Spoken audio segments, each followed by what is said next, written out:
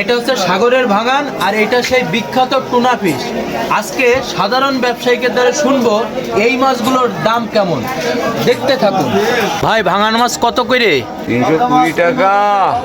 আচ্ছা, চন্দনা ইলিশ 220 টাকা। আর tuna fish কত করে? 200 টাকা। ব্যবসায়িকের কাছ থেকে জানতে পারলাম টুনা ফিশ 200, ভাঙান মাছ 320। আরও দেখাবো অন্য মাছের ভিডিও। এই যে সামুদ্রিক মাছ দেখতে পাচ্ছেন এগুলো 220 টাকা কেজি আজকের বাজারে। দেখতে থাকুন সামুদ্রিক মাছের ভিডিও, টুনা ফিশ এবং খয়রা ইলিশ, ভাঙান মাছ, আরও অন্য মাছের ভিডিও দেখুন।